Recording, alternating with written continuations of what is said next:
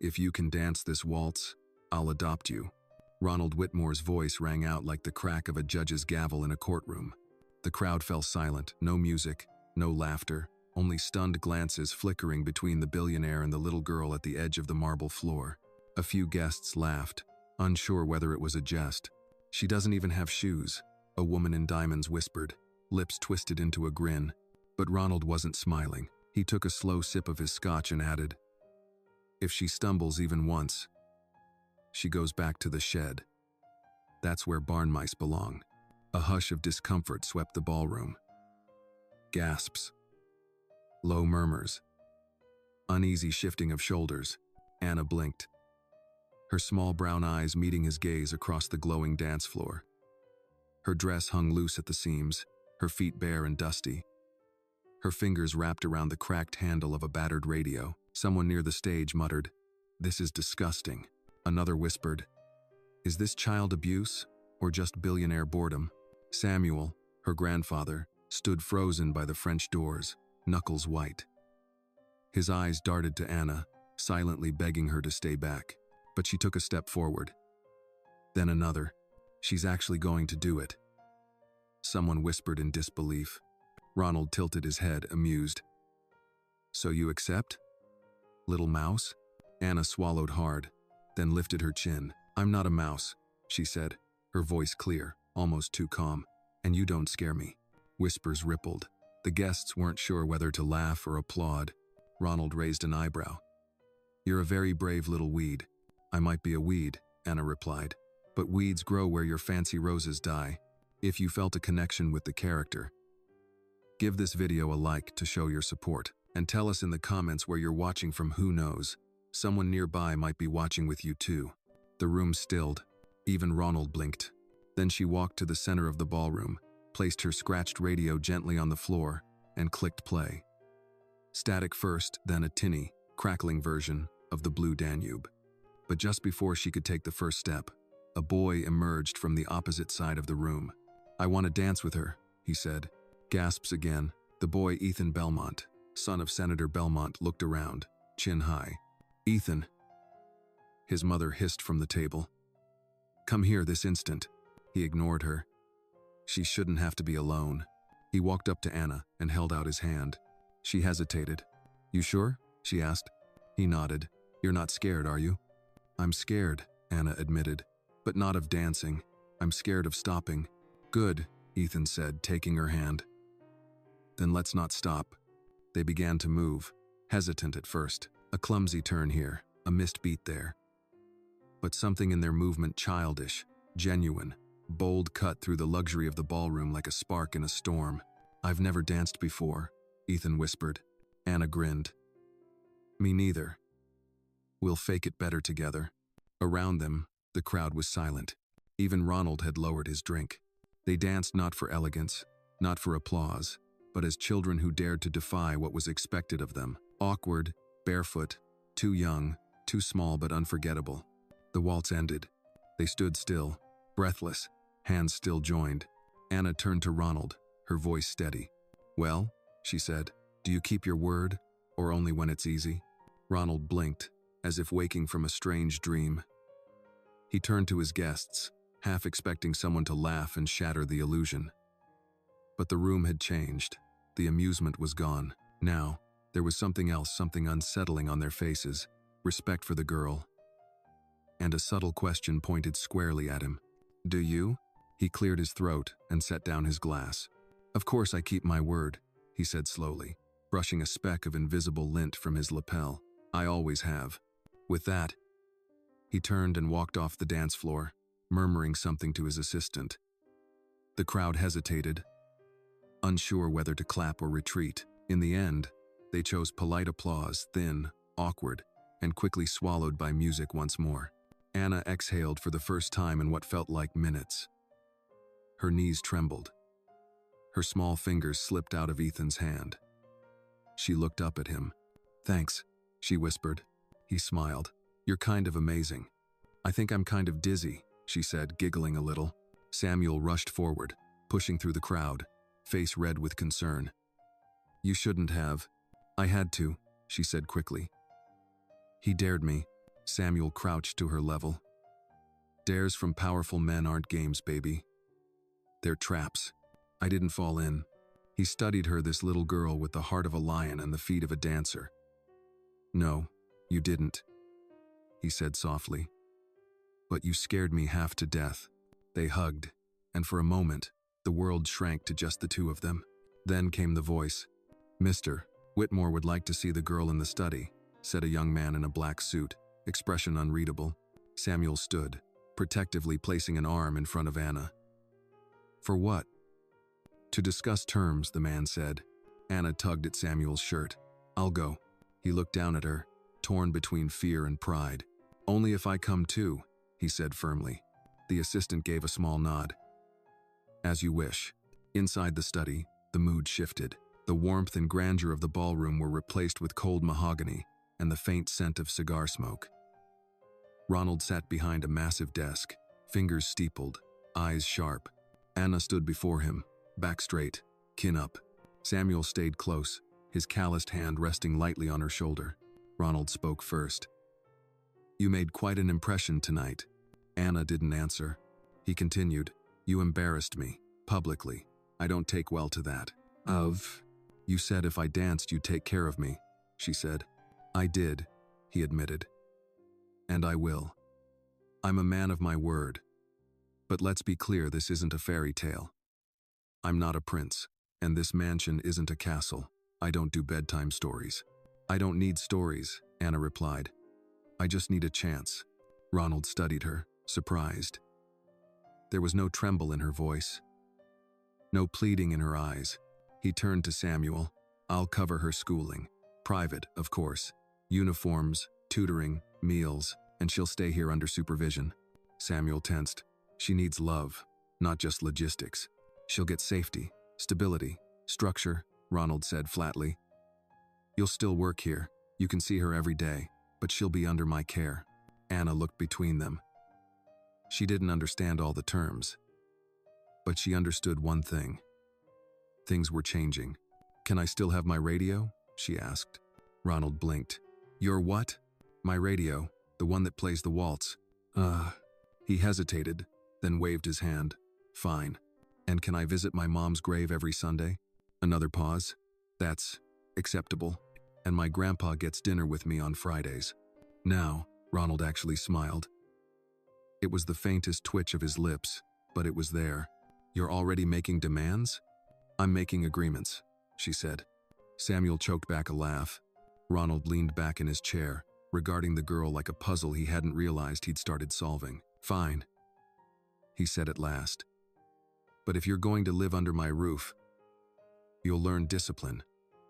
There will be no pity here. I don't want pity, Anna said. Just space to grow. Outside the study, the night resumed with the clinking of glasses and the echo of waltzes. But inside, something far more profound had just taken place. Ronald stood and extended a hand. Welcome to Whitmore Estate. Anna looked at the hand, then took it. Not like a child, but like someone signing a silent treaty with a man who had forgotten how to feel. And so it began. Not a fairy tale, but something far rarer. A new chapter, a new fight, a chance to prove that where you come from doesn't define where you can go. As Anna left the study with Samuel beside her, she glanced up at the grand staircase and whispered to herself, one step at a time. The next morning, Anna woke to a bed as wide as the kitchen she used to share with her grandfather. Silky sheets, polished floorboards, a tall window that spilled warm sunlight onto her face. It didn't feel real. She sat up slowly, eyes darting around the enormous room, golden frames, high ceilings, velvet curtains. It was all so quiet. There was no humming kettle, no clinking of Samuel's gardening tools outside, no chirping radio static, only silence. And yet, this was her new home. Downstairs, the estate bustled with staff. Maids polished banisters. A chef barked orders in the kitchen, and in the greenhouse, Samuel trimmed vines with a thoughtful frown. His calloused hands moved instinctively, but his mind was elsewhere. At breakfast, Anna was escorted to the dining room by a housekeeper named Claire. The table could seat 20, but only one other chair was occupied by Ronald Whitmore, already reading the Wall Street Journal, a black coffee untouched beside him. Sit, he said without looking up. Anna obeyed. She was too short for the chair, and her toes dangled above the floor. A butler approached and placed a silver plate in front of her. Eggs, bacon, toast cut into perfect triangles. She stared. Is something wrong? Ronald asked, folding the paper. I usually have cereal, she said. He looked at her for a long beat, then nodded to the butler. Bring cereal tomorrow. She smiled slightly. Thank you. Don't thank me yet, he muttered. You have your first evaluation today. Of? Evaluation? Ronald leaned forward. This isn't a free ride, Anna. If you want to stay here live here, you'll be tested. Schoolwork. Etiquette. Focus. I'll expect nothing less than excellence. Anna hesitated, then asked, Will Ethan be there? Ronald's brows lifted. The Belmont boy? Why would he be? He helped me. I thought maybe he'd keep helping. Ethan is a guest, not a servant. Don't confuse kindness for commitment. Anna didn't reply, but the words sat uncomfortably in her chest. Later that morning, she was led to a bright room filled with books, a chalkboard, and a stern-looking tutor named Miss Valerie. The woman's bun was tight, her posture straighter than a fence post. And her first sentence was, We start with posture and grammar. Speak like a lady, stand like a lady, and think like one. Anna spent hours reciting, copying, repeating. Her fingers cramped, her head ached. But she didn't complain, not once. During the lunch break, she snuck outside, found Samuel tending to a row of marigolds. Are you okay, Pumpkin? He asked, wiping sweat from his brow. I think my brain's full, she sighed, dropping beside him on the garden bench. Samuel chuckled. That means it's growing. I miss the backyard, she whispered, and our porch, and your burnt toast. He smiled sadly. Me too. Do you think he meant it? She asked. Meant what? That he'd keep me here, or is he just waiting for me to mess up? Samuel didn't answer right away. Then he said, Ronald Whitmore is a man who keeps promises, especially the ones made in public. But whether he keeps them with heart, we'll have to see. That afternoon, Anna returned to the ballroom, the same marble floor where everything had begun. Miss Valerie introduced a dance instructor named Mr. Frederick, who bowed dramatically and demanded grace from the moment Anna stepped onto the tiles. Back straight, elbows up, no up, not out. You're not swatting flies. Anna struggled, slipped once, and caught herself. Again, he barked. She bit her lip and kept going. The room echoed with piano notes and corrections. Her feet ached, her dress clung with sweat. Then, as the lesson ended and Mr. Frederick turned away, a voice whispered from the doorway. Your left turns are better. She spun. Ethan stood there, grinning. You watched? She asked. Couldn't help it. You kind of take over a room. Anna smiled despite herself. Ronald says, You're just a guest. I'm a guest with a bike, he said. Want to sneak a ride later? She hesitated. I'm not allowed off the property. The path's behind the greenhouse. No one will see. A thrill ran through her chest. It felt like rebellion. It felt like freedom. She nodded. That evening, as the sun sank behind the hills, Anna tiptoed past the fountain and met Ethan near the garden gate. He had 2 bikes, one clearly borrowed from staff. They rode without helmets, without rules, just laughter and wind. At the top of a grassy hill, they stopped to rest. You're not what I expected, Ethan said. What did you expect? Someone is scared, someone quiet. I am scared, she said. You don't look it. I just got good at hiding it. He was quiet for a moment. Then, You're going to change this place. Anna blinked. What do you mean? I don't know, but when you danced, everything shifted. Like, you cracked something open. She looked at the sky, stars beginning to prick the purple canvas above. I just danced, she said softly. Yeah. And everyone saw it. When she returned that night, Claire the housekeeper was waiting at the door. You're not supposed to be out, she scolded gently. Anna's smile faded. Mr. Whitmore noticed. Anna's heart dropped. Claire leaned down and whispered. But he said, let her have the hill. And just like that, something changed again. Not the whole house, not Ronald, but something. A sliver of trust. A beginning. The morning after the hill ride, Anna awoke to find a small envelope slipped under her bedroom door. Her name, written in elegant cursive, danced across the cream paper. She sat up, heart quickening, and opened it with trembling fingers. "Miss Anna, you will be dining with Mr. Whitmore at precisely 7 p.m. this evening. Proper attire required. You may select a dress from the guest wardrobe. Claire." Anna reread the note twice. A dinner? With him? Her stomach fluttered not with excitement, but something heavier, a knot of questions. She remembered his sharp gaze, his carefully measured words. Even his kindness felt conditional, calculated. Still, by evening, she stood in front of the long mirror inside the guest wardrobe chamber. Claire had helped her into a deep blue velvet dress. It was a little too big, the sleeves brushing her wrists, but it made her feel older, steadier. Her hair had been brushed and tied with a navy ribbon. She didn't recognize herself.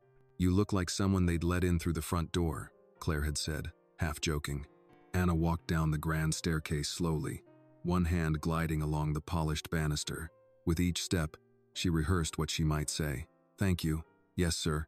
I'm doing my best." When she entered the dining room, Ronald was already seated. The long table stretched between them like a quiet challenge. Only 2 place settings were arranged, one at each end. "You're late," he said without looking up from a stack of folders. "It's 6:59, she replied, voice small but steady. Ronald lifted his eyes, raised a brow. Then, to her surprise, he nodded approvingly. Punctuality with backbone. Good. A butler poured water into their glasses. Another brought warm bread and soup. For several minutes, they ate in silence. The silver clinked softly. The air was thick, with unspoken tension. Finally, Ronald cleared his throat. "Your tutor tells me you read at a 6th grade level." Anna blinked. "Is that bad?" "It's unexpected. I like reading," she said. "Stories help me go places I haven't been." Ronald took a sip of wine. "Well, you're somewhere now." She frowned slightly. "That doesn't mean I want to stop going." He studied her across the table, as if seeing something beneath the dress, beneath the girl. "You'll need more than imagination to stay here," he said. "Discipline, poise, restraint." "I have discipline," she replied. "I just don't have shoes that fit yet." A pause. Then, to her astonishment, Ronald let out a soft chuckle. It was brief and tightly contained, but it was real. "Claire will arrange a fitting," he said. The rest of the dinner passed more quietly. She asked a few questions about the large painting in the hallway, about the strange brass telescope on the second-floor balcony. Ronald answered, curt, but not unkind.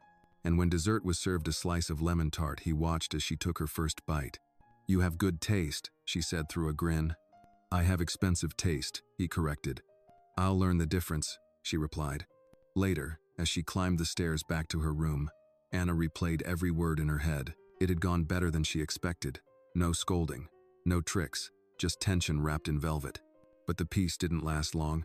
The next morning, Ethan didn't show up near the greenhouse as he usually did. Anna waited by the marigolds, toes digging into the gravel. 10 minutes passed. Then 20. Nothing. Later that afternoon, she spotted him in the East Wing hallway, walking fast beside a tall woman in sunglasses, his mother. He didn't wave, didn't even glance her way. That evening, over study drills with Miss Valerie, Anna's concentration faltered. Her pen scratched harder. Her posture slipped. Her answers came late. "Focus, Anna," Valerie snapped. "You were sharper yesterday." Anna clenched her jaw. "Yesterday, I had a friend." Miss Valerie narrowed her eyes. "Friendships are luxuries, not rights."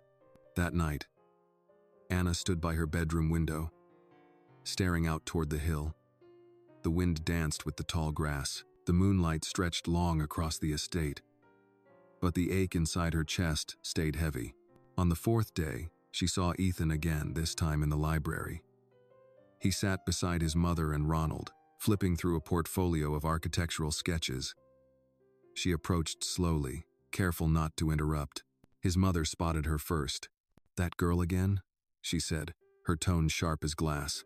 "She's invited," Ronald replied calmly. "I didn't know charity came with a dress code," she muttered. Anna froze. Ethan glanced up, eyes conflicted. "Hi, Anna," he said quietly. She didn't smile. "You stopped showing up. I had lessons with my father. You didn't say goodbye." "I didn't know how," he admitted. Ronald closed the folder. "Anna, come here." She stepped forward. "These are designs for the community center we're building in town," he explained. "Do you know what that is?" "A place where people come together," she said. He nodded. "You'll be attending the opening in 2 weeks. You'll speak." Anna's eyes widened. "What?" "You're the story, the symbol, a child given a chance. That's what donors pay attention to." "I'm not a symbol," she said, voice rising. "I'm a person." Ronald's gaze cooled. "And if you want to stay here, you'll act like one. Do you understand?" Ethan looked between them, guilt flashing across his face. Anna turned to Ronald. "If I say something, it'll be my truth, not your version of it." A long silence followed. Then, to her surprise, Ronald nodded once. "Fair," he said, "but make it graceful." She turned to leave. Behind her, she heard Ethan whisper, "She's braver than all of us." And she was, even if her hands still trembled behind closed doors. Even if the echo of footsteps reminded her that this house, this opportunity, was both a home and a test, and she was determined to pass both. The day before the charity event, the estate felt different, quieter, but not in a peaceful way. It was the hush of preparations, of people tiptoeing around tension. Florists scurried in and out, carrying blossoms by the armload. Chefs shouted instructions in the kitchen.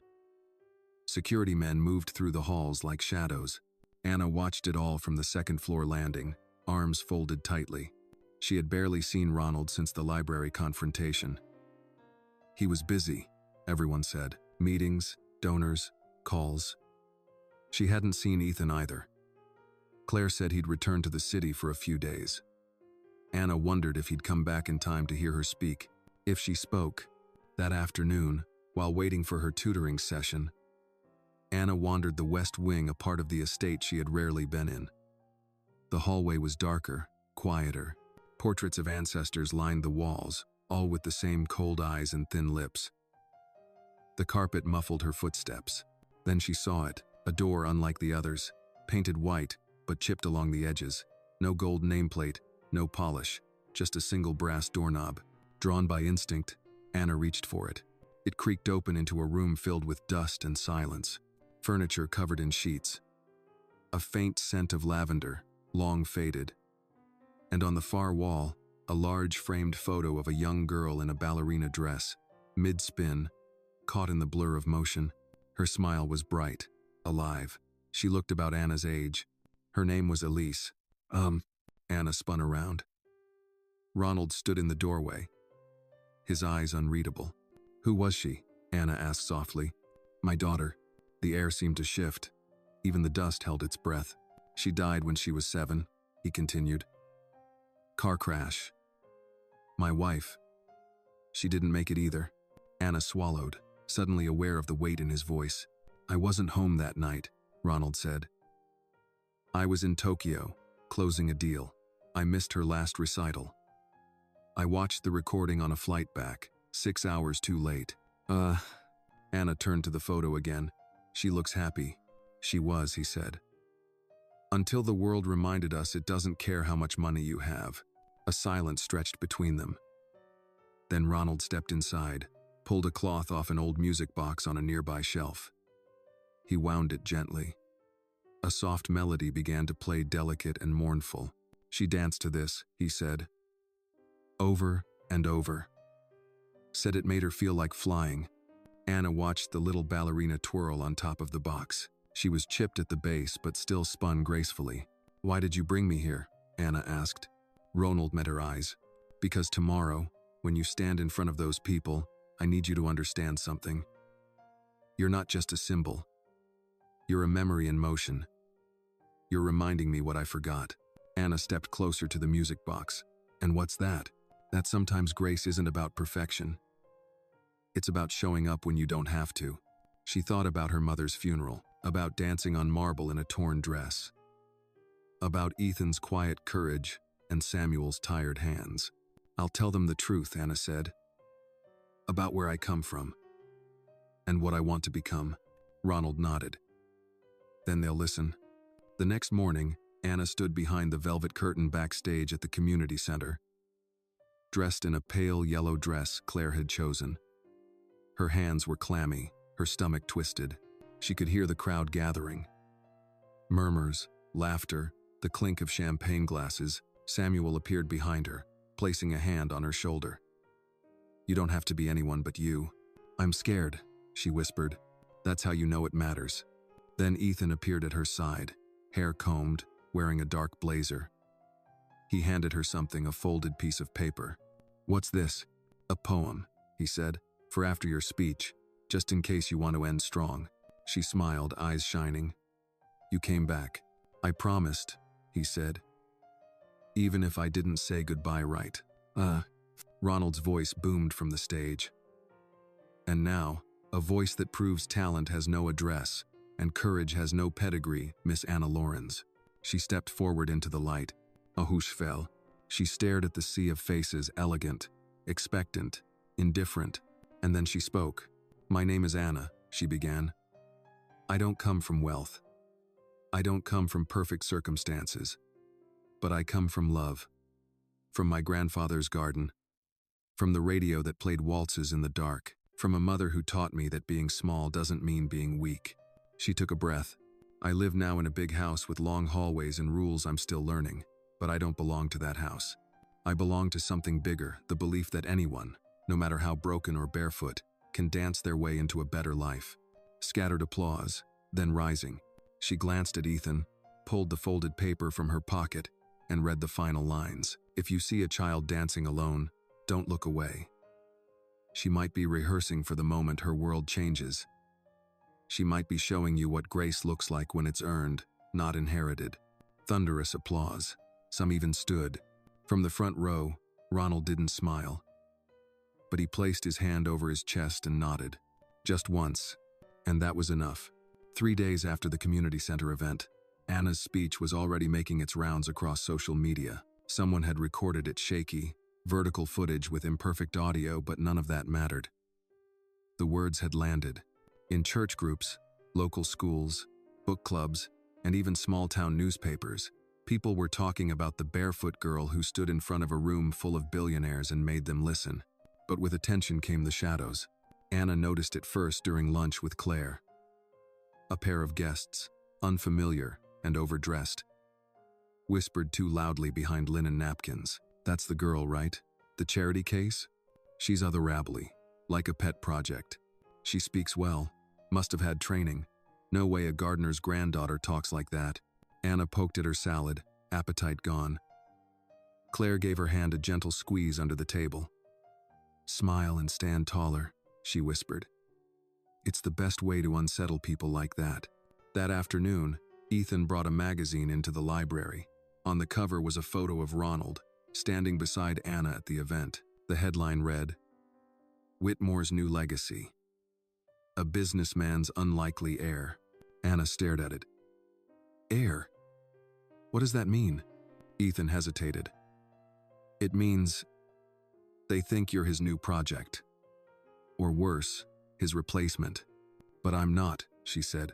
I'm just me. Sometimes, Ethan said gently. Being just you is exactly what makes people nervous. Later that evening, Ronald summoned Anna to the study. He didn't greet her when she arrived. Just motioned to the leather chair across from his desk. His tone was businesslike. You'll be attending a private brunch this Sunday with the mayor's wife and the president of the Women's Arts Council. Anna blinked. But it's Sunday. I go to the cemetery with Samuel on Sundays. They've requested you personally, Ronald said, not looking up. It's important. But, Anna, he said sharply, this is part of the responsibility. You wanted to grow. Growth comes with trade-offs. She clenched her fists in her lap. My mom's grave isn't a trade-off. Ronald stared at her. There was a long silence. Then he sighed. You'll go to the cemetery Saturday. I'll arrange the car. She nodded stiffly. Thank you. But as she left the room, something felt fractured. The warmth she had begun to feel here, small and cautious, cooled again. She remembered what Samuel had said. Dares from powerful men aren't games. They're traps. The trap was comfort, and now it was tightening. On Saturday morning, Samuel took her to the cemetery. The trees swayed quietly. The gravestone, modest and clean, sat under a maple tree. Anna knelt beside it, brushing leaves from the stone. "I miss you," she whispered, "but I think you'd be proud." Samuel stood nearby, hands in his coat pockets. "She would be," he said. Anna looked up. "Do you ever think I made the wrong choice?" He shook his head slowly. But I think Ronald is starting to forget why he made his. They returned to the estate by early afternoon. The air was unusually still. Too still. Then Claire met them at the entrance, eyes anxious. "There's been a leak," she said. "A reporter got hold of Ronald's will." Anna blinked. "His will?" Claire nodded. "It names you as a potential beneficiary." "What does that mean?"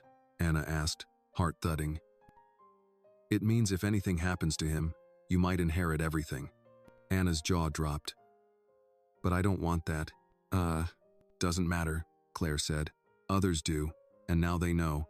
The days that followed became a quiet battlefield.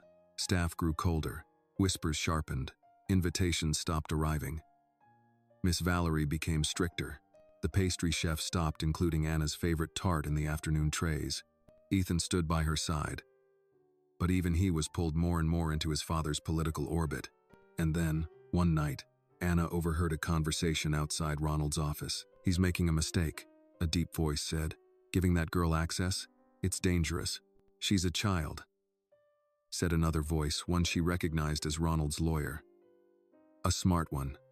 She's from nothing, and she'll return to nothing if you don't stop this." Anna backed away, heart pounding. That night, she couldn't sleep.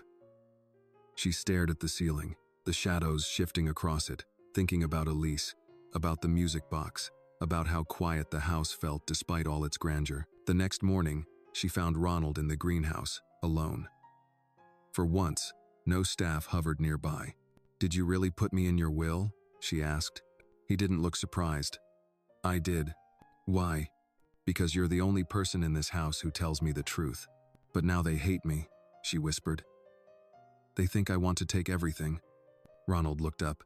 "Do you?" She shook her head fiercely. "I don't want things. I want people to stop seeing me as a threat." He exhaled slowly.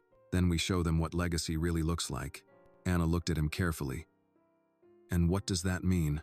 He stood, wiped his hands on a cloth. "It means we build something bigger than this house. And we let them watch you do it." From that moment, the storm around her didn't stop. But Anna no longer ducked from it. She walked through it. And soon, others would have no choice but to follow. By the following week, Anna could feel it in the walls. The house whispered now, not with voices exactly, but with looks, glances, doors that closed when she walked by. Her place at the table felt smaller. Conversations paused when she entered a room. Servants smiled with their mouths but not their eyes. At first, she tried to ignore it. She practiced her lessons harder. Her posture never faltered. She greeted everyone politely. But the weight of being watched, judged, suspected, it crept beneath her skin like cold rain. Even Miss Valerie, once rigid but fair, now seemed distant. "Your arithmetic is sloppy today," she snapped one morning. "Are you distracted?" "No, ma'am," Anna replied quietly. "Then stop acting like a child and perform like the young lady you're pretending to be." The word pretending hit harder than any ruler's slap. That afternoon, she retreated to the garden. Samuel found her curled on the stone bench, knees hugged to her chest. "You look like you're trying not to exist," he said, sitting beside her. "Maybe I am." He handed her a warm biscuit wrapped in a napkin. When flowers start growing taller than expected, weeds get nervous. Anna bit into the biscuit, savoring the buttery flake. "Everyone thinks I'm here to take something." Samuel looked at her. "Then show them you came to build." Her eyes narrowed. "How?" Samuel smiled slowly. "By building something no one can tear down." The The very next day, Anna made a decision. She marched into the library, where Ronald was reading alone by the fireplace. "I want to start a program," she said without preamble. He lowered his paper, studying her. "A program? For girls like me. Smart, curious, but from nowhere fancy. A place where they can learn without being laughed at. Where they don't have to pretend to belong." Ronald raised an eyebrow. "You're 11. I'll be 12 in 4 months," she replied. "Besides, you told me legacy is what we build. Let me build something." He stared at her long enough to make her shift uncomfortably. "Then," he said, "draft a proposal. Present it to the board at next week's donor brunch." She blinked. "You're serious?" "As serious as your ambition." Anna threw herself into the task like a storm. She studied late into the night. Claire helped her format the document. Ethan proofread her speech. Samuel suggested names. They chose the Elise Initiative, after Ronald's daughter. On the day of the brunch, Anna stood in front of 24 powerful men and women, her chin high. Her voice didn't tremble this time. "I don't want to be the exception," she said. "I want to be the beginning." By the time she finished, the room had stilled. Even the mayor's wife wiped away a tear. One donor stood. "Who's advising her?" "No one," Ronald said proudly. "She's advising us." Applause followed, real applause. And yet, as the guests mingled, Anna noticed a man standing at the back of the room. Tall, sharp suit, sharper smile. He hadn't clapped, just watched. Later that night, Claire told her his name was Mr. Davenport, Ronald's longtime business rival. "He's dangerous in a polite way," Claire whispered. "The kind who compliments your shoes while checking your footing." Anna didn't sleep well that night. Her dreams were filled with tangled waltzes and faceless people whispering behind velvet curtains.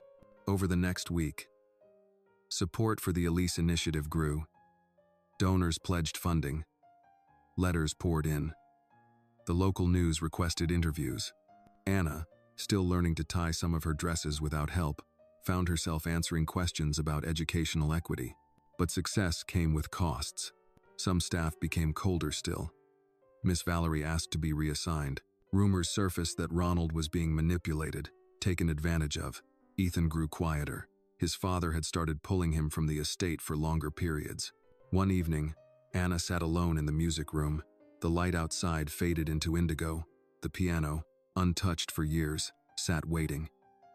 She pressed a key gently. "Middle C," a voice said from the doorway. Ronald stepped inside, tie loosened, eyes tired. "You look like you've been thinking too loud," he said. "I don't know if I belong here anymore," Anna admitted. "Now that people are noticing." He walked over, sat beside her on the bench. "Belonging isn't about being accepted. It's about refusing to leave just because it's hard." She looked up. "Is that how you built all this?" He chuckled. "I built it because I hated being told no." Anna played another note. "I think I'm starting to understand that." He placed a hand on her shoulder. "You've done more in 2 months than most adults do in years." But power doesn't just invite admiration, it invites envy. And envy never whispers. It poisons. Anna turned to him. "Then how do I stop it?" "You don't," he said. "You outlive it." Outside, the wind pressed against the windows. Inside, a girl and a man sat side by side in the dimming light, not as owner and guest, not as legacy and beneficiary, but as two people who knew what it meant to dance in silence and still be heard. And in that moment, Anna knew the whispers in the hall no longer defined her. She was becoming a voice louder than any murmur, a presence stronger than any rumor. The house would have to adjust, because she wasn't leaving. One crisp morning, as golden sunlight poured over the estate's eastern gardens, Anna found the greenhouse door wide open, unusual for that hour. She stepped inside, expecting to find Samuel tending to the herbs or rearranging the flower beds, but the space was empty. That's when she saw it. Rows of tomato vines, toppled, pots shattered on the floor. The irrigation system, carefully rigged over weeks, now torn loose. The orchids Samuel's pride wilted, as if someone had turned the heat up overnight and left them to burn. Anna stood frozen. Her chest tightened. Who would do this? She ran back toward the main house, skirts flying, shoes clapping against stone. Samuel was in the kitchen, talking quietly with Claire. "Grandpa," she cried, "the greenhouse, it's been ruined." They ran back together. When Samuel saw the destruction, his breath caught in his throat. "It was fine last night," he muttered, kneeling beside a broken pot. Claire scanned the damage. This wasn't an accident. Within an hour, Ronald arrived, flanked by 2 estate security officers. He studied the wreckage with a grim face, then turned to Anna. "Did you see anyone near the greenhouse this morning?" She shook her head. "It was open when I got there, that's all." Samuel stood slowly, brushing soil from his knees. Whoever did this knew exactly what to target. These orchids aren't easy to kill, unless you know how. Ronald nodded to the guards. "Pull the security footage." Anna looked up. "Do you think this has something to do with the initiative?" Ronald didn't answer immediately. Instead, he stared out toward the hedge line, deep in thought. That afternoon, tension wrapped itself tighter around the estate. Servants whispered louder. Some of the kitchen staff refused to make eye contact with Anna. Miss Valerie, who had only recently returned, stood with her arms crossed during Anna's grammar lesson, saying little beyond sharp corrections. In the evening, Ethan returned from the city.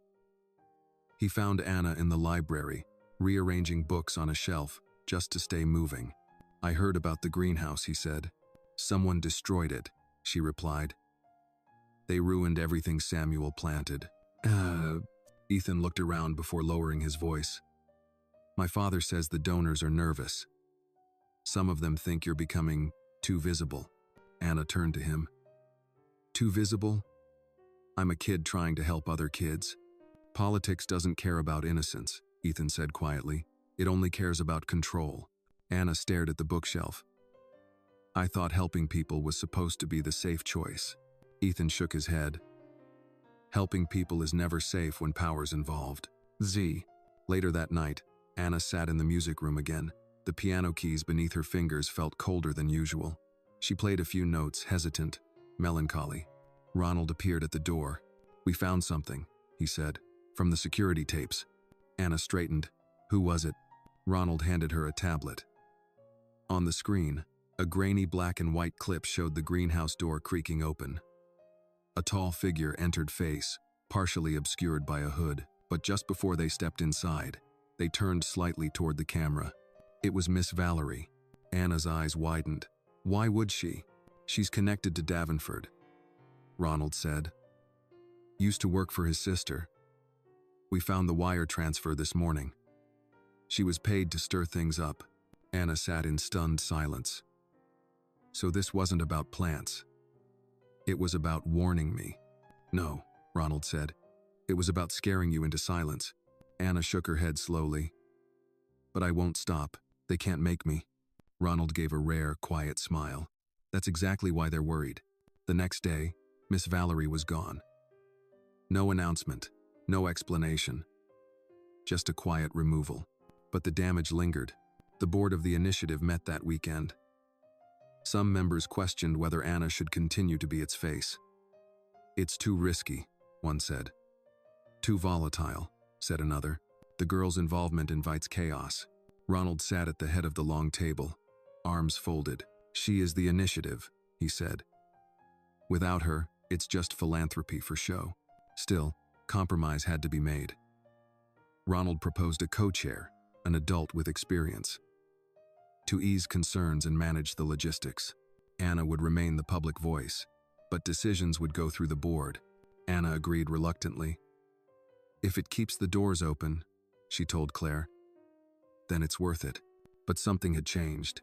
That night, she found Samuel sitting in the garden, replanting what he could. Dirt lined his hands, sweat glistened on his brow. "Why do they hate me?" she asked. "They don't hate you," he said. "They fear what you represent." "And what's that?" "That the future might not need them." She sat beside him, watching his fingers press seeds into the soil. "You're not here to fight fire with fire, Anna," he said. "You're here to plant something that outlives the flames." She thought of Elise's music box, of Ronald's rare smiles, of Ethan's quiet loyalty. Then she nodded. "I'll plant louder, because if her presence made them nervous, her persistence would terrify them. And maybe, just maybe, change would finally bloom where the old world once stood. Autumn settled in with a chill that curled into the corners of Whitmore Estate. The trees wore coats of amber and rust, and every gust of wind sounded like the whisper of secrets long buried. The Elise Initiative had officially launched its pilot after-school program at a community center in Brookhaven, an hour outside the city. Anna had insisted on visiting in person. The trip changed her. She met girls who reminded her of her old self, bright-eyed but dimmed by circumstance. She listened to stories of absent fathers, overcrowded classrooms, hunger. She taught them how to use a library card, how to write in cursive, how to tell a story that could hold the room. And when she returned to the estate, she wasn't the same girl who had left. But the house had changed too. The whispers had gone quiet, replaced by something colder, distance. The kind that didn't come from doors closed or stares exchanged, but from silence that felt permanent, like a polite freeze. It came to a head one evening over dinner. The long table stretched between them, Ronald at one end, Anna at the other. The chairs in between sat empty. Claire had called in sick. Ethan hadn't returned from his weekend away. Samuel was eating in the servants' wing. Per tradition, Anna moved peas around her plate, appetite fading. Ronald cleared his throat. "You met with the school director yesterday?" "Yes," she said. "They want to offer 2 more classrooms if we can supply supplies." "I'll handle the donation," he replied, cutting his steak. Quietly, "The board's getting uneasy again."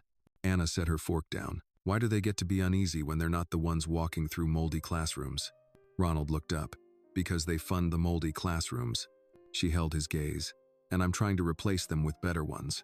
There was a pause. Then he said, "Sometimes your fire burns too hot, Anna.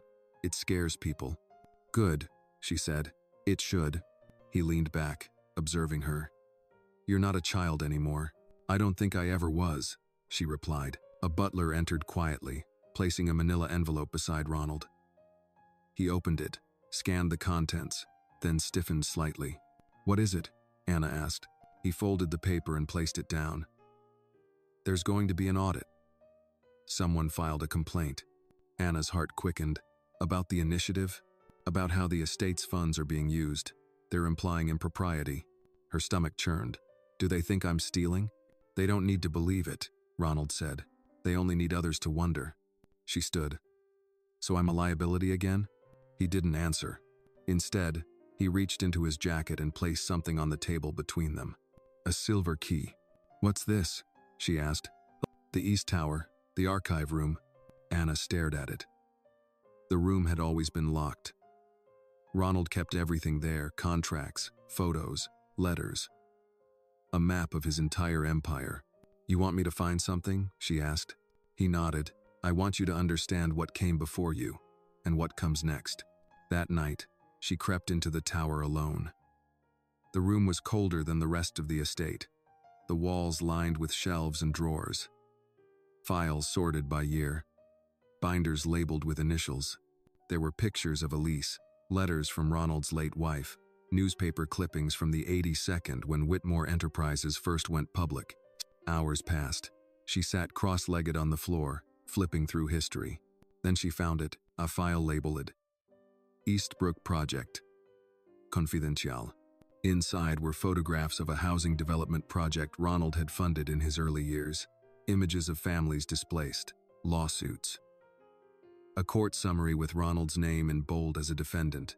It ended with a sealed settlement. She stared at it for a long time.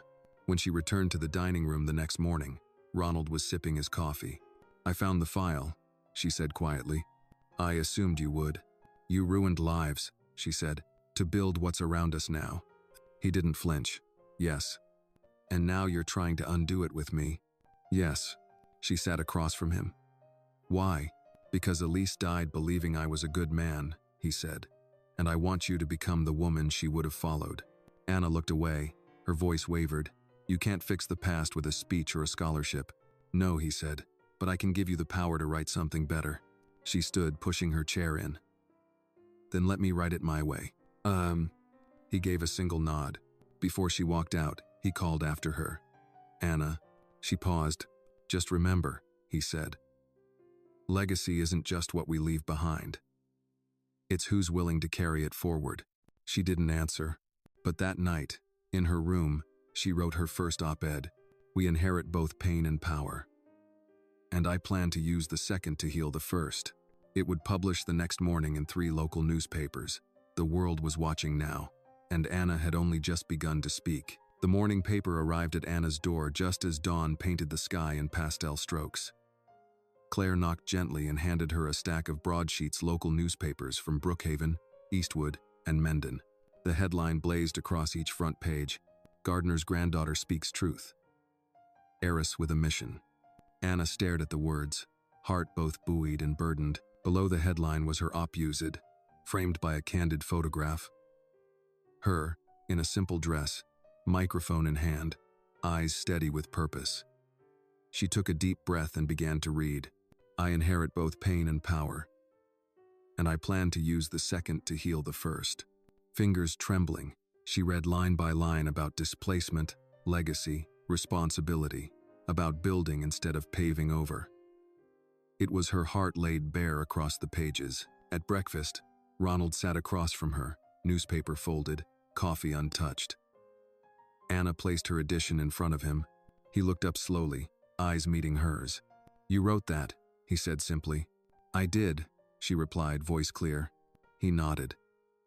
"So you meant it." The room was heavy with affirmation. She offered him a faint smile.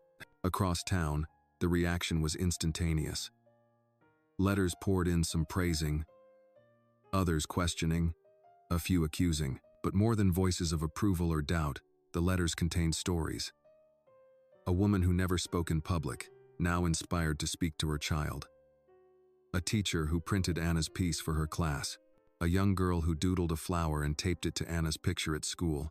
At the estate, the kitchen buzzed with hushed discussion.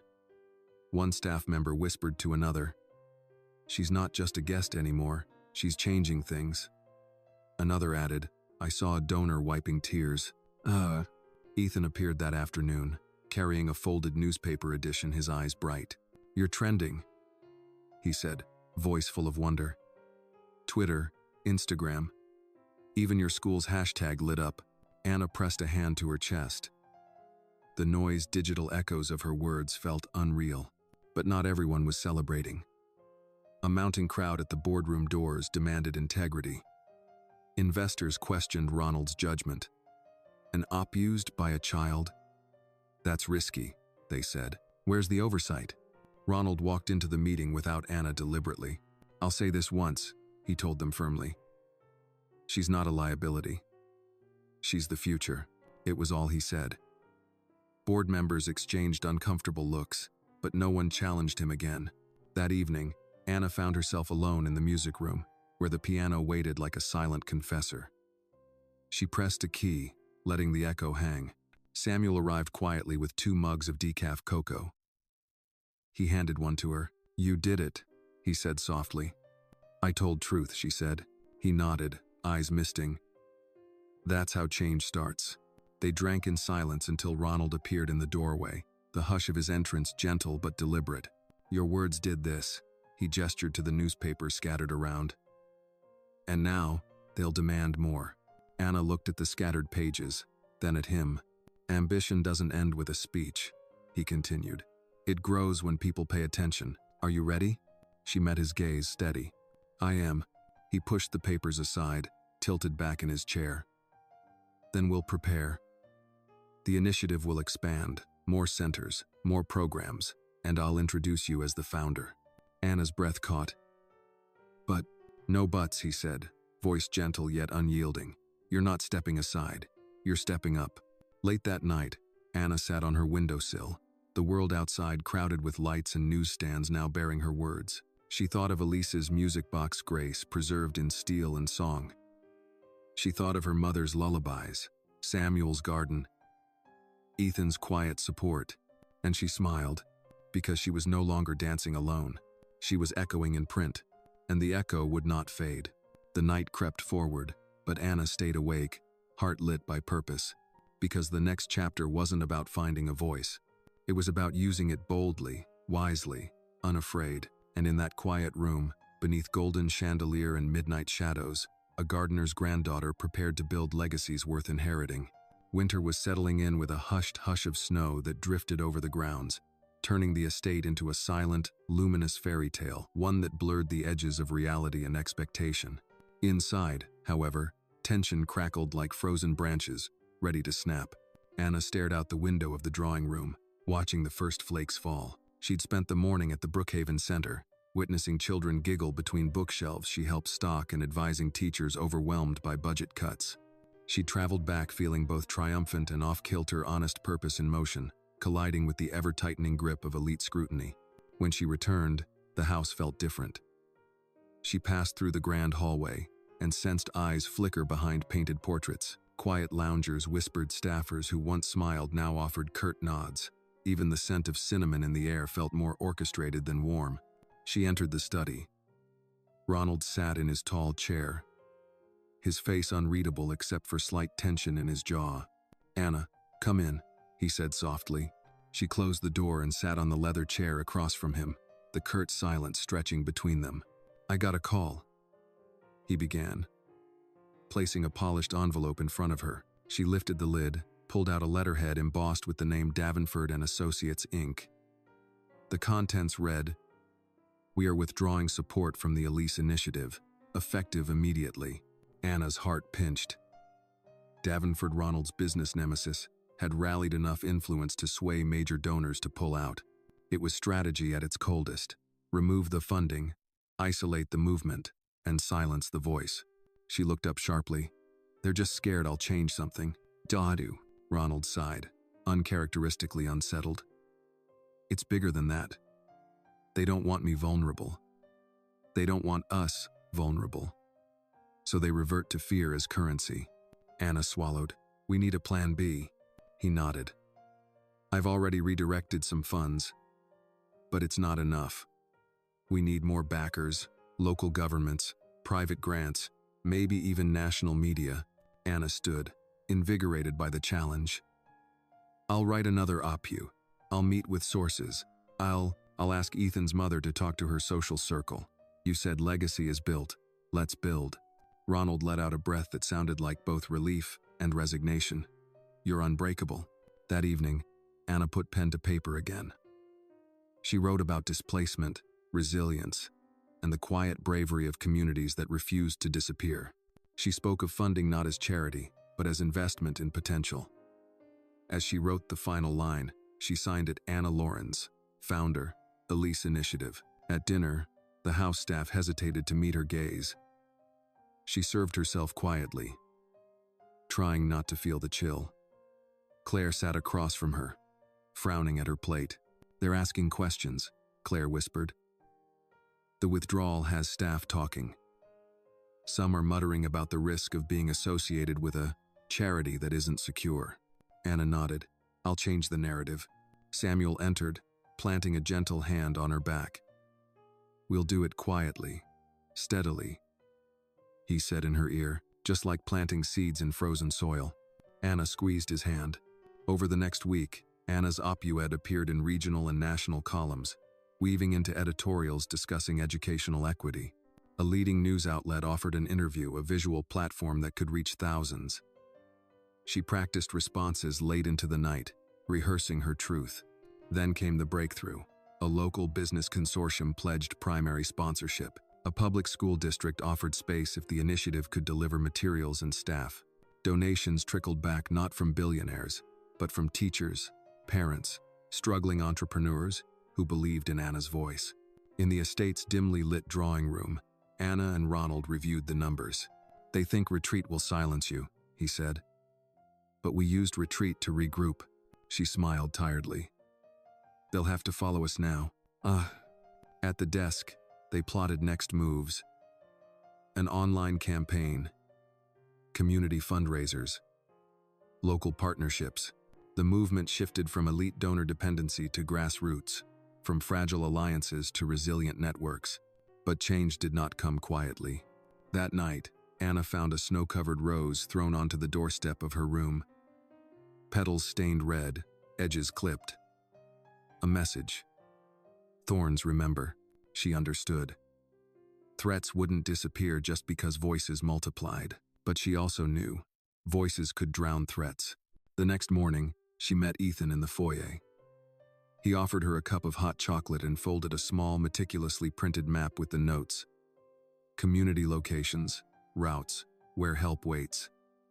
He didn't say it, but she wasn't alone.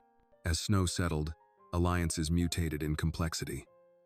Some fractured, some hardened, some sprouted where least expected.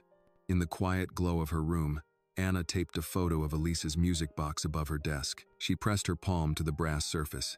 "I will grow what lasts," she whispered. Outside, the winter sky flared with pale dawn. Inside, a gardener's granddaughter prepared to bloom louder than the threats intended to stop her. Snow lay heavy on the grounds, transforming Whitmore Estate into a silent cathedral of white. The air smelled of pine and frost, the hush of winter wrapping the world in reflective calm. But inside the estate, the tension pulsed like a restless heartbeat. Anna sat at the window, watching her footprints fade from the stone path. Winter had a way of making everything feel paused. Even the walls felt eager to hear what came next. She turned away and sank into the window seat, clutching Ethan's map and feeling its creases like crevices in her own resolve.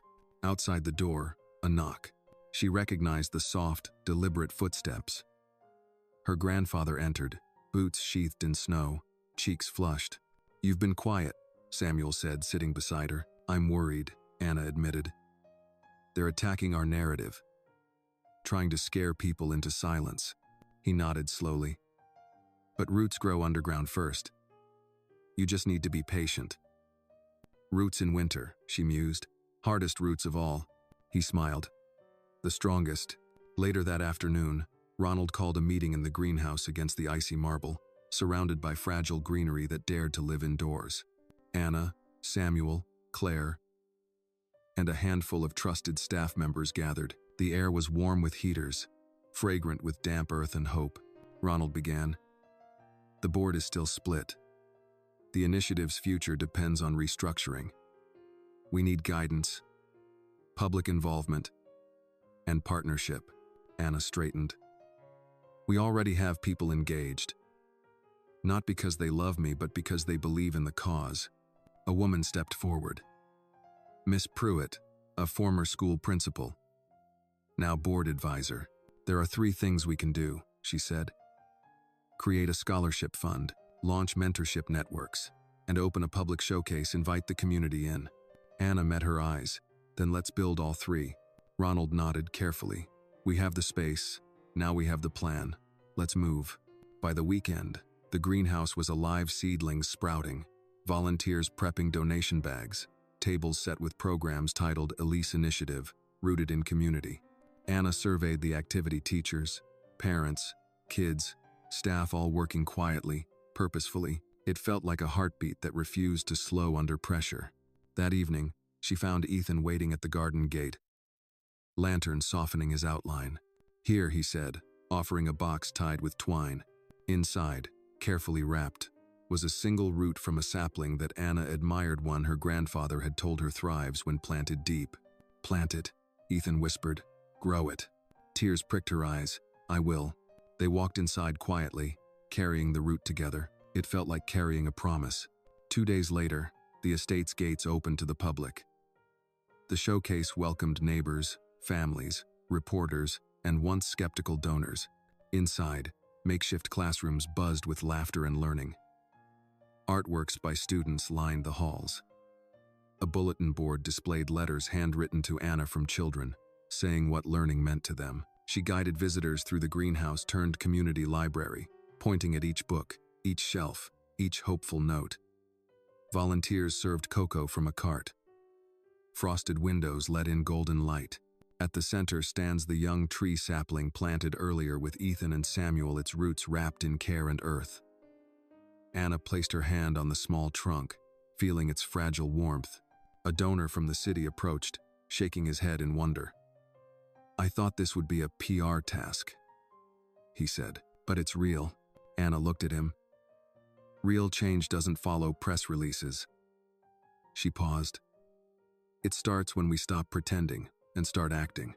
Later, Ronald joined her near the sapling, his breath misted between them.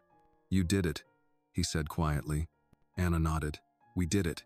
He looked out at the crowd, teachers smiling, kids skipping, volunteers speaking with kindness. "And you're not done," he said. "Winter is still here. That root will grow, but not without care." "Oh, I know," she replied, "and I'll keep tending." He reached into his pocket and pulled out a folded ribbon, the same navy one in her hair during her first dinner. He held it out. Anna lifted her fingers to accept it. "For your hair," he said, "when you speak tomorrow." She took it, voice soft. "Thank you." That night, after the last guest left and the greenhouse lights dimmed, Anna returned to the sapling alone. She touched the ribbon to its trunk and whispered, "Grow strong." Outside, snow drifted against the panes. Inside, roots wrapped themselves around soil, pushing toward life. And Anna, a gardener's granddaughter in velvet and determination, whispered back, "So will I." Winter's grip loosened as February ushered in a tentative promise of spring. The sapling in the greenhouse had pushed new buds, tiny green breaths of life defying the frost. For Anna, each bud was a reminder that change, however gradual or fragile, begins deep within. Her days had become a delicate balancing act, mediating donor talks, writing speeches, overseeing after-school sessions, all while attending school. But her heart had shifted.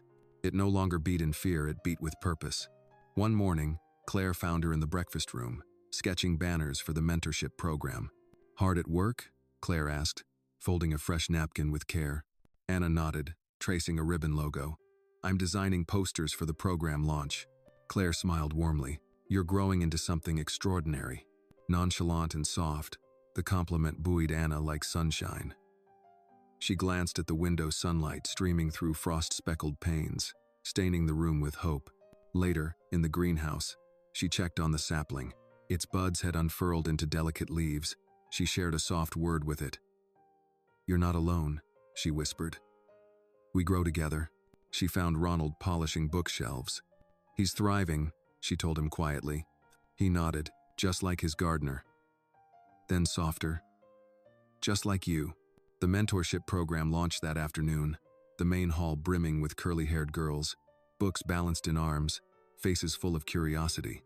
Anna greeted each one with genuine attention, her simple questions weaving into stories of ambition and quiet bravery. A parent approached, tears in her eyes. "Anna, thank you. My daughter never believed she could do this." Anna knelt to her level. "She can, and she will." "Oh." The room hummed with possibility, words shared, dreams ignited, cloaked abilities unmasked. That evening, in the music room, she practiced a few waltz steps with Ethan's help. They stumbled and laughed. At one misstep, she caught her breath. "I forgot how good it feels to move simply," she said. Ethan grinned. "Maybe we can dance again someday without an audience." She nodded, eyes soft with longing.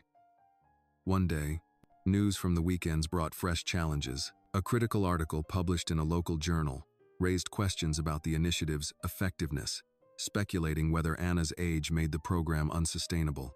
Anna read it alone in the drawing room, fingers clenched around the paper. Self-doubt crept in, but before she could sink, Ronald entered. He placed his hand on hers. "Want to talk about it?" She exhaled. "They keep asking if I can lead this. If I belong here." He met her gaze steadily. "You're changing the story. That unsettles people. But you're not just where you belong, you're where we belong now." His words bolstered her, and she knew the truth. Leadership wasn't perfection, it was persistence.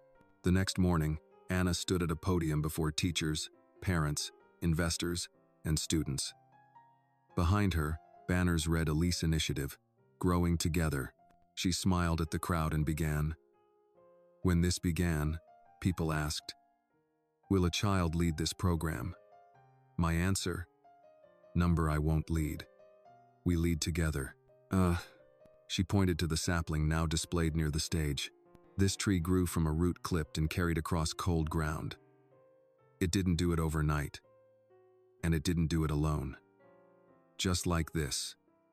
Initiative. It grows because we tend it, nurture it, and refuse to let frost stop us. Silence settled, then applause solid, resonant. A community affirming growth rooted in shared care. That night, snow fell softly again. Anna stood by her window, the world white and wide. She pressed her hand to the glass, feeling the chill but knowing warmth beneath. Samuel found her there. "You did beautifully," he said. "It's not the speech, it's the truth in your promise." Anna nodded. "We're living it." He smiled, tears in his eyes. "You're living it." In the parlor, Ronald watched from a distance the man who once offered a bet and found a grandchild. He placed his hand over the music box's ballerina atop the piano. He whispered to its brass face, "You'd be proud." Inside, Anna closed her eyes and exhaled a breath of spring, resilience, and legacy blooming through winter's storm. Because some roots, when nurtured, become forests, and she was growing into one. Winter's thaw arrived like a quiet promise. The snow melted into damp puddles that reflected lazy spring light, and tiny green shoots peeked above the thawed ground. Inside Whitmore Estate, the heart of the Elise initiative was beginning to pulse with renewed momentum, but beneath the calm, tension still simmered. Anna woke to the distant bustle of greenhouse volunteers. She dressed and joined them at dawn, hands immersed in soil, planting seedlings destined for the new community garden.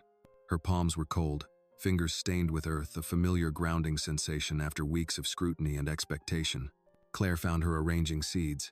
"You're up early," she said. Anna smiled, eyes bright. "I promised roots, not just ideas." Claire's smile warmed her more than the spring sun. "You're planting more than plants, dear."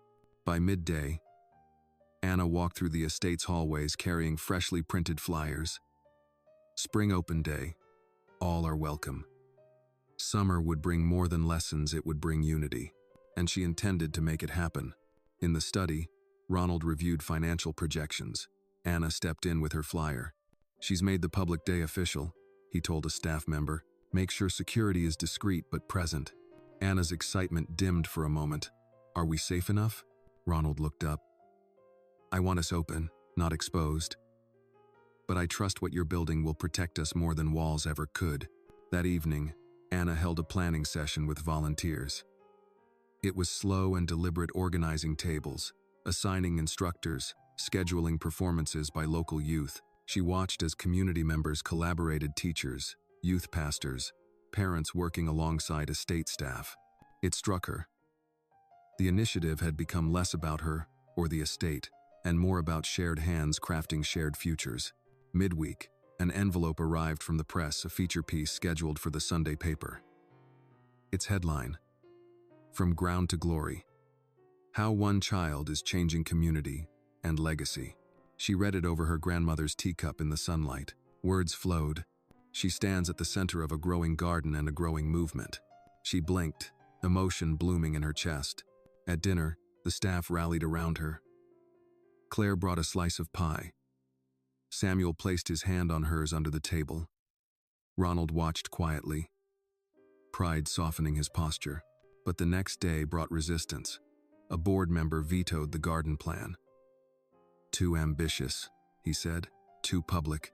We should scale back." Anna's chest tightened. This wasn't just doubt, it was fear of uncontrolled growth. She requested a meeting. In the greenhouse, under sprouting leaves, she faced the group. "This garden isn't surplus. It's symbol. Connection. Education. We crop weeds and grow food. But mostly, we nurture us together." Silence followed. Then Miss Pruitt, formerly distant, placed her hand over the plan and said, "Let's find the funding. We'll make room." Others joined. Slowly, resistance budded and bloomed into support. That night, Anna walked the greenhouse under lantern light, the sapling by her side. She tied the navy ribbon through a low branch. The new leaves glowed. Ronald approached silently. "You did that," he said. She nodded. "We did." He watched. "Your roots are taking hold, and so is your legacy." Outside, spring breathed through open windows.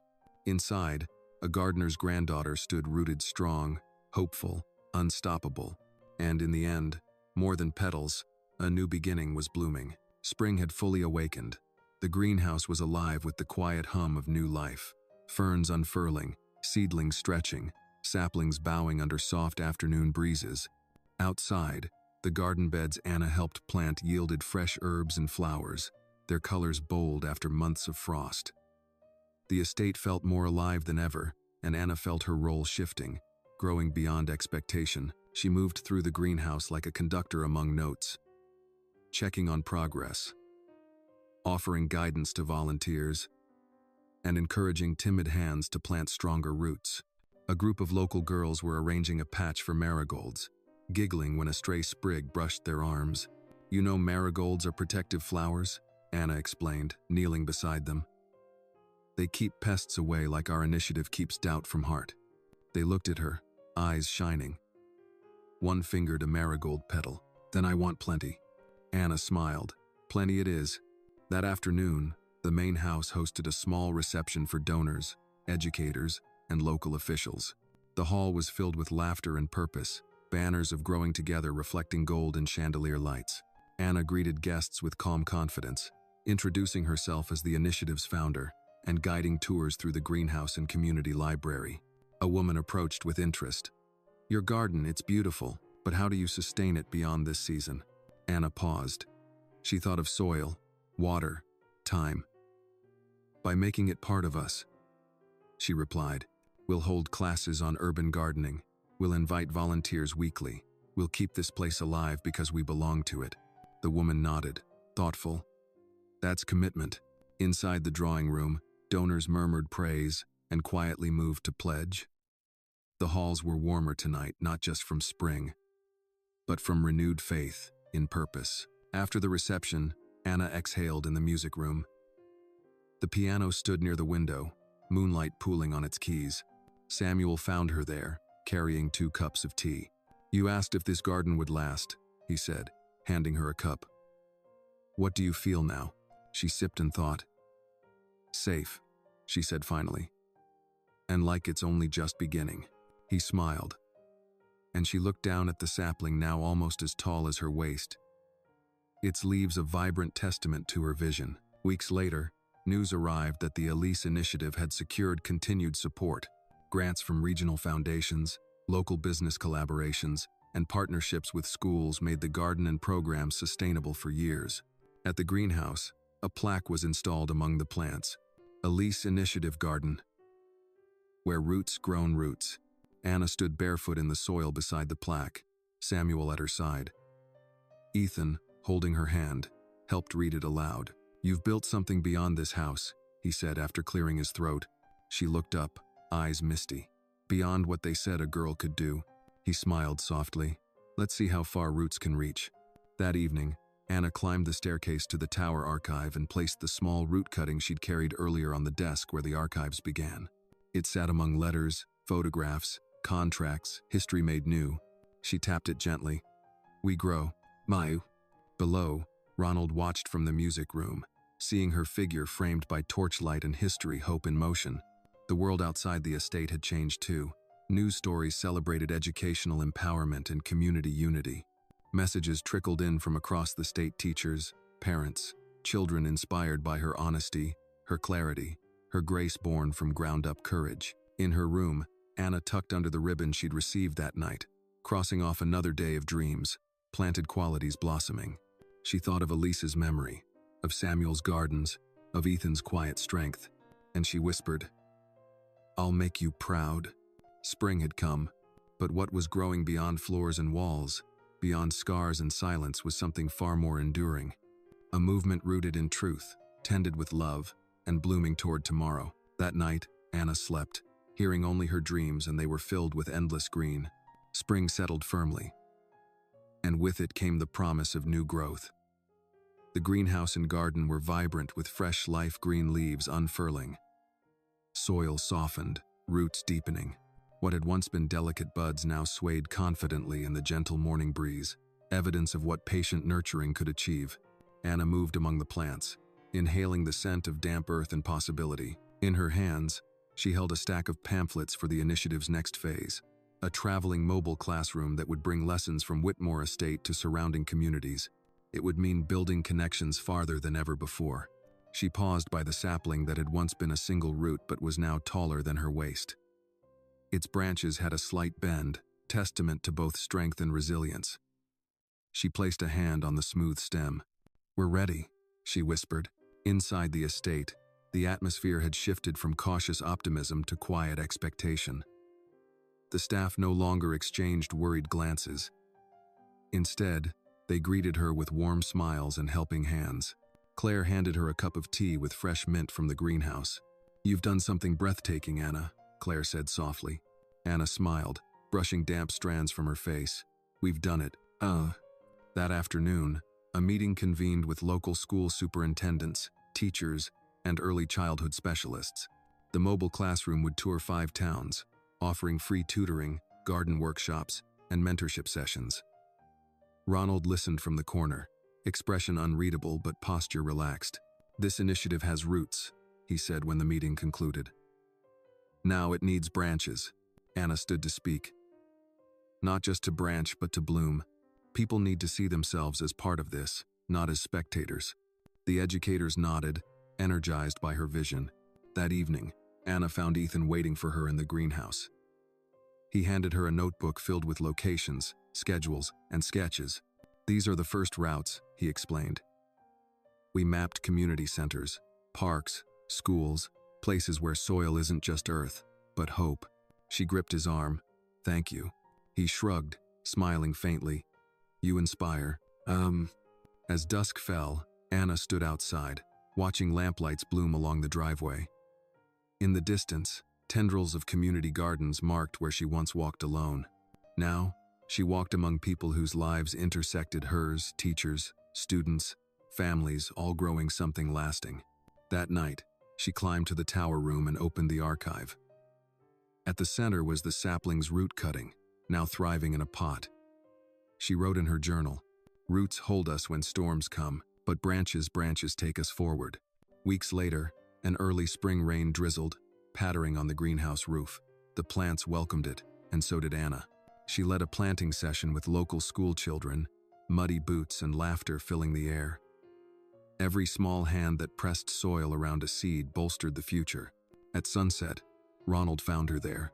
"You're blossoming," he said quietly. "I'm growing," she corrected. Together, they watched students splash in puddles, seeds sprout, and communities gather around green. Beneath the thawing ground, new dreams were taking root. Spring had come not just on warming branches, but in hearts and hands. And as long as roots held fast, new horizons would blossom. Summer tiptoed into the Whitmore estate with its promise of sunlit mornings and long, hopeful days. The greenhouse thrived, the garden bloomed, and the mobile classroom brimming with books and seedlings rolled out to distant towns. Yet amid this vibrant life, tension pulsed beneath the surface, as if the earth itself held its breath before the rain. It began with a letter, arriving in morning mist. "Dear Ms. Lawrence, it has come to our attention that the Elise Initiative is performing outside regulatory approval. Environmental and educational authorities may require assessment. Expect an audit." Anna held the letter, inked in official gravitas, her hands trembling. Claire placed a reassuring hand on her shoulder. "We've prepared for everything," Claire whispered, but Anna felt a hollow ache. Was the threat legal or deliberate? A test of her resolve. That evening, the house glowed with lamplight, but Anna felt the walls press closer. She found Ronald in the study, reviewing financial spreadsheets by lamplight. "They're coming," she said, placing the letter before him. He scanned it, face stoic. "An audit is not unexpected. We will show them our transparency and our heart." Anna nodded. "I just hope they see more than paperwork." Ronald closed the folder. "They will." Weeks passed with the quiet intensity of midsummer. Auditors arrived with clipboards and questions on funding, curriculum, greenhouse safety, mobile unit logistics. They combed through records, inspected classrooms, interviewed volunteers. Each appointment felt like stepping onto a rickety bridge, balancing on expectations. Anna stood beside Ronald during the inspection, answering questions with clarity and calm, a small voice carrying conviction beyond its size. When the auditors left, Ronald let out a slow breath. "They saw it," he said. "Not just the programs, but the impact." That night, Anna slept fitfully, haunted by childhood memories of rainstorms. Perched on their porch, her mother's lullabies in the distant thunder. Morning came soft and golden, She found herself outside where the garden glistened with dew, the sapling reaching taller than she was before. She placed her hand on its trunk. "We made it," she whispered. Inside, the long-standing resistance had softened into cautious support. New teachers volunteered for the mobile classroom. Local journalists began telling stories of student success and gratitude. Donations resumed not in grand sums, but steady, patient investments from families and small businesses. Ethan returned one afternoon, holding a small workshop schedule he'd designed for local parks. "They asked for more outreach," he said. "This is our summer plan." Anna looked at him, pride blooming in her chest. Roots, branches, then reach. He grinned. "Exactly." That evening, a summer storm rolled in thunder, low and rolling, rain drumming on the greenhouse roof. Inside, Anna rehearsed a short speech she had been asked to give at a regional philanthropic gathering. She looked at her reflection in the window, face lit by candlelight, the storm outside mirroring the challenge she'd weathered. When the storm finally passed, she carried her speech to the music room. The storm had washed the air clean, leaving golden lamplight and soft warmth. Ronald appeared quietly. "You ready?" he asked. "I am," she said, "because storms remind us what's solid." He tucked a hand into hers. "Then speak the truth you've lived." At the gathering, Anna stood before a room of dignitaries, educators, philanthropists. She opened with conviction. "We are not here merely to give. We are here to grow, because every child deserves roots and every community a chance to reach." Her speech wove stories of students finding voices, families planting gardens, teachers rediscovering hope. She stood firm, not as a girl leading an initiative, but as the gardener's granddaughter holding the future in quiet hands. When she finished, the room erupted in applause, standing, unwavering, affirming. Afterward, a board member whispered, "I underestimated you." Anna smiled softly. "I'm not a surprise. I'm a result of love, roots, and relentless care." No. Back at the estate, the power of her words continued blossoming. More towns requested visits. Schools invited her to lead trainings. Media asked for features not sensational, but sincere. And in the greenhouse, new shoots grew in rich soil, blossoms opening towards summer light. That night, Anna stood by the sapling now nearly as tall as she had grown herself. She tied a small ribbon of summer's gold around its branch. "We're still growing," she whispered, and she knew, deep in her bones, that the sun would rise always after storms, because roots that weathered winter and summer tempests stood ready to bloom anew, long after the thunder passed. And so would she. Summer light waned into a golden September warmth when celebration came. The greenhouse, the garden, and the mobile classroom had matured into something none could ignore, a living testament to perseverance and purpose. At the Whitmore estate, the evening air pulsed with anticipation as guests gathered to mark 1 year of the Elise initiative. Anna stood at the threshold of the great hall, watching people begin to fill the space. Teachers, students, parents, community leaders, and even former skeptics slowly arrived. Her heart thudded not with fear, but something stronger.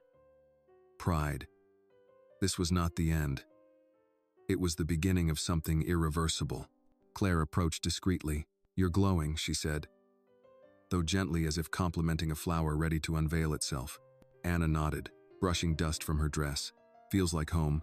In the center of the hall, the sapling had been brought in and placed in a large pot, draped in ribboned lights. Its branches were full, leaves shone with life, and roots had grown deep. It stood not as an ornament, but as a symbol. Ronald stood by the sapling, watching the guests. He caught Anna's eye for a moment and offered the smallest, proudest smile. The ceremony began. First came speeches from local teachers praising the initiative's impact. Then parents spoke softly about how their children's eyes had changed, how the world suddenly felt full of possibility. When it was Anna's turn, she stepped onto the small stage beside the sapling. Her voice rang calm and clear. "1 year ago, this was just a root in a cup," she began, gesturing to the tree. "This initiative began with a waltz, an unlikely promise, and a little girl who chose to dance anyway." She paused, scanning the faces in the crowd, young and old, hopeful and curious. "But roots only mean something when they reach deep enough to break the surface. We weren't planted for survival alone, we were planted for growth." She spoke of summer workshops, mobile classrooms reaching hundreds of children, mentorships kindled, confidence reclaimed. Her words carried weight, not technique, but truth grounded in lived experience. When she finished, the room fell into silence. Then applause rose like a gentle wave, growing to leave no doubt. The seeds had taken. A reporter from a regional newspaper cleared his throat before making his way to her. "You've created more than programs," he said. "You've created trust." She smiled. "That's what legacy is." As the evening faded into starlit calm, Anna slipped into the greenhouse. Guests still milled outside, but here was silence, the gentle hum of plants and lights creating a soft cocoon. Samuel and Ethan joined her quietly. She placed a hand on the sapling's trunk. "We did it, didn't we?" she whispered. Samuel nodded. "You did it. I just helped tend." Ethan looked at her with admiration. "You are planting hope." She turned, eyes warm. "And I hope I never forget whose hope it is or why I needed it." Ronald entered then, his expression soft with recognition of what had been built, not just programs, but promises kept. He knelt beside the sapling and placed his hand above hers on the trunk. "This was all you," he said. Anna exhaled quietly. "No, not me alone." He nodded. Numbered together, they stood in silence, a gardener, a granddaughter, a friend standing among leaves that once were only dreams. Later that night, Anna sat in her room, the ribbon from the sapling now pinned above her desk, alongside the framed op-ed that started it all. She opened her journal and wrote, "Roots hold us, branches reach, but legacy grows when others take the seeds and make their own." She looked out at the estate glowing under moonlight, the garden, the greenhouse, the homes beyond, the schools reached by the mobile classroom. Sleep beckoned confidently now. She closed her journal, heart quiet. In the morning, the sapling would stand too, its roots, branches, and legacy fully in bloom. Because when a gardener's granddaughter dances on a promise, she doesn't just change a house, she changes a world. The story of Anna teaches us that true transformation begins with belief in one's worth, in the power of community, and in the promise of nurturing what others overlook. Through resilience, compassion, and unwavering courage, Anna turned rejection into opportunity and planted hope where there was once doubt. Her journey reminds us that justice doesn't always shout, it often grows quietly, deeply, and unshakably, like roots beneath the soil.